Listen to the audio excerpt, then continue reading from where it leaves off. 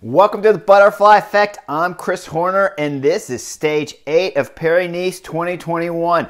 It was a spectacular day of bike racing. Bad luck for Primož Roglič all day. It started at the beginning, it went in the middle, and of course at the finish it was no good either.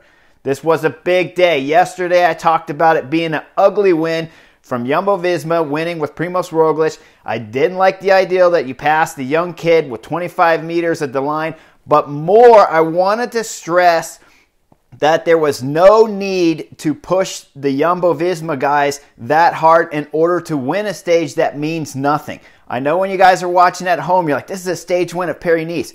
When you win as much as Primož Roglič does throughout the year, when you're leading at the Grand Tours, when you're leading at the Tour de France, when you're winning the Tour of Spain for the second time, when you're coming to Paris-Nice and you're wearing the race leader's jersey and you've already won 2 stages and you have the sprint leader's jersey, there is no reason to push your team. More on yesterday's Butterfly Effect, I'm talking about there's no need to push your team any harder than you have to just to win another stage. Okay, with 25 meters to go, do you pass the kid too? That was hard. That was very harsh. But really what I'm talking about on yesterday's stage is that there's no reason to over push your team. And I stress that saving your team is always important. The overall is the main objective. The yellow jersey. Who cares about stages when you win as much as Jumbo-Visma do throughout the year? Today, okay, you could go, Chris, man, you called it yesterday. I can't call it that he has 2 crashes, okay? Nobody can. I don't believe other riders crashed him at any moment in today's stage. I do believe if you had a stronger team around you, if you had all 7 guys, let's say Tony Martin was there and he didn't crash. Let's say the other 5 guys, 4 guys are on a little bit better legs. They're talking to him. They're saying, I'm great. I feel fantastic. Don't worry. We got you protected. When we go down these descents, when Primož Roglič is going down these descents, he might not stress as much. He might leave a little more of a gap. He might flow through the corner. Just that little bit less of speed where the crashes that he had, 2 of the crashes that he had today would not have occurred. Maybe, maybe not. Maybe they happen anyways. I can't foresee that. All I know is when you are not stressed, when your objective is just to take the jersey, you're not trying to win stages too, you relax a bit more. When your team's a bit fresher, you're a little bit more relaxed. You know they're strong. You know if you get in trouble, they can close gaps on the flats. They can close gaps going up the climb. They can close any gaps on the descent, so there's no reason to push that pace. Now, today's stage, just over 90 kilometers, they're going to do 3 passes, so it's a circuit. This is also the strange reason that we see Primož Roglič crash. It's a circuit. Okay, the first time down he crashed, but the third time down he crashes too. By then he should be familiar with the course a bit to know what's coming up and not be so surprised. Clearly there's a little bit of something going on wrong where he's either stressing too much about winning the stage, he's worried about his team, he's taking too much risk on the descent when it's just not necessary. But when the race starts, he's down anyways. You see he's chasing with 4 guys. Doesn't look like there's a whole bunch of guys on the front that are really drilling it, trying to keep him off, so he gets back on with his team. He's crashed on the left side here. When we get down to 1 lap to go with 25K, the camera's missed all the crashes, but we know he's crashed again, and you know because now it's the right side that's all ripped up. So he's crashed on both sides. Now I want to say also, Primož Roglič, he said in the press, I've never been given any gifts, okay? I've done 25 years as a pro. It's pretty hard not to get any gifts given at some point in time. Maybe he hadn't been given any gifts for a win, but somebody that wins as much as Primož Roglič does has to at some point in time been given a gift. And I'll point it out today. He's given at least 5 different gifts today. After his second crash, he's coming back. It's FDJ on the front, and they got 3-4 guys riding to try to bring Primož Roglič and the Jumbo-Visma guys back to the front group. That's gift number 1. Gift number 2, Nacer Bahani. He's driving on the front, as hard as he can, and it's not to get him back, it's not to get himself back to the front group so he can get dropped on the climb. He's driving on the front for Primož Roglič to help him out. That's gift number 2. Gift number 3, Danny Van Poppel riding on the front for him. He's not trying to get himself back on the front. This is a sprinter. He's just helping out Primož Roglič, okay? There's multiple gifts given. Now, yesterday's stage, he pushed all of the Jumbo-Visma guys to try to win that stage, and he worked them hard.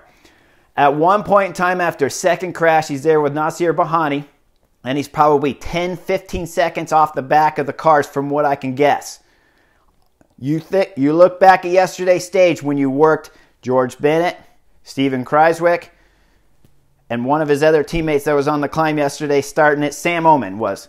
Those guys are with him now. If they had a little bit fresher legs, that 10-second gap might have been closed when Nacer Bahani does his final pull and just before he drops off and can close it enough for Primož Roglič to be able to do the rest on his own. That energy that he used yesterday is what I was talking about on how stupid it was to push your team for another stage win on yesterday's stage. Today, like I said, the crash had nothing to do with what I talked about yesterday, but saving of the legs, staying stress-free, having good team, 10, 15-second gap to the back, and you got 3 guys back there from Jumbo-Visma with a little bit fresher legs. You got to believe that gap could have been closed. I want to point out another gift given. It's Tim de Klerk, I believe it is, from De Kuna Quick-Step that's doing a big pull for him, almost crashes him later. But in his heart, he was back there helping Primož Roglič. Of course, he almost crashed him, but that's a whole other case in itself. So Primož Roglič, it's hard for me to believe when he says he's never been given a gift. And today I saw 4 or 5 gifts given just in a 5-10 kilometer stretch. Okay, he's not going to get back on. When he's back there and he has all that help to chase back to the front group, it's Bora Hansgrohe on the front, and make no doubt about it, they know race leader just crashed, and they're driving it 100%. It wasn't because they're trying to catch the break or anything. It's because they know they got race leader now with Max Schachmann. They got to get him into the climb. So every one of the Bora Hansgrohe guy is driving it 100% to start this climb with as much time on Primož Roglič as they can get. Astana joins in. They're throwing down with everything, of course, because they have Vlasov, who's sitting 3rd on GC. He's going to move up to 2nd in the general classification. But Vlasov legitimately has a chance of winning this Paris-Nice if he can just get rid of Max Schachmann up the climb. He gives it a big try with about 9K to go.